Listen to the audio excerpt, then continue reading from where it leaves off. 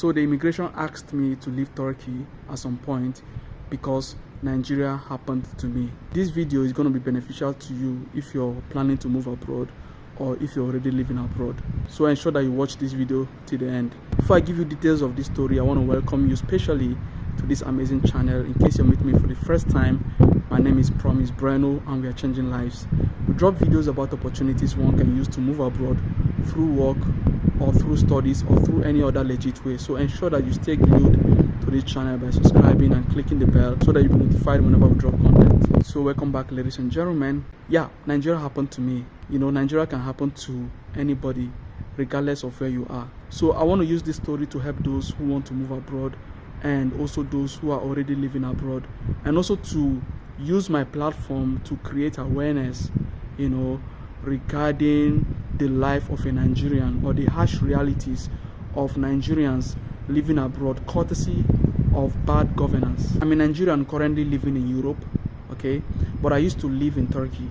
You know, I studied there, and when I was in my third year, I believe, my international passport expired and I wanted to renew it. At that time, there was no machine printing passports in Ankara, Turkey. The immigration usually come to Turkey to collect passport applications, and after that, they go to Nigeria to print them out, okay, then bring them back or send them back to Turkey. I applied hoping that I would get it on time. I was planning to use the passport to process Europe, and also I needed to renew my residence permit over there in Turkey. And that time, the immigration law in Turkey stipulates that active international students can only stay in Turkey for a period of 6 months without a residence permit. That is after the expiration of their residence permit. I knew about it and I was really hoping that I would get my passport within that 6-month period.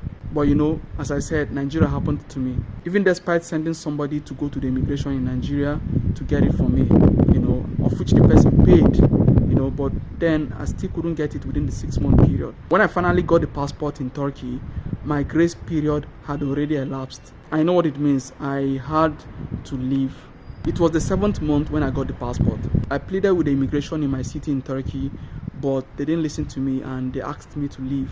In fact, I think they gave me a time frame to leave Turkey. They said I had to leave and get another visa, a student visa, and come in. Thank God for my school in Turkey. They were really helpful. They contacted different embassies or consulates, you know, in different countries. You know, one in Georgia, one in Cyprus, in North Cyprus. They informed them about my situation to see a way I can get another visa to come in. You know, losing almost 3 years of studies is not a joke. Somebody in the same school had a similar situation, a Nigerian, and for him, he lost his passport. And after getting a new one, and I think he had to leave also because his non-residence permit status had exceeded the grace period. And I reached out to him and he told me what he did, and I did the same. Before I left for North Cyprus, my school had already contacted the embassy over there about me, which made it easier for me. I got my pay slips from the faculty Orange Ishleri, I believe, and gathered my documents and other things. And when I was leaving Turkey to go to North Cyprus, I was fined at the airport, you know, for all the days I stayed without a valid residence permit. That was crazy, man, but it was what it was. I went to North Cyprus and thank God I was able to get the visa and I returned back to Turkey. So if you want to move abroad or you're already living abroad, please try as much as possible to know the immigration laws of that country, okay? Very important. That country you want to go to or that country you're already living in. Very important. I'm not here to bash the Nigerian government, you know. I'm a proud Nigerian citizen and I love my country, okay? But I want to plead with the Nigerian government to please improve the services for foreigners abroad. Like, for example, in countries, there should be passport printing machines. Always, there should be. You know, getting a passport should not be difficult. You know, if I had my passport on time, this thing wouldn't have happened to me. What if I wasn't able to get a visa and go back to Turkey? I would have lost about 3 years of studies, you know.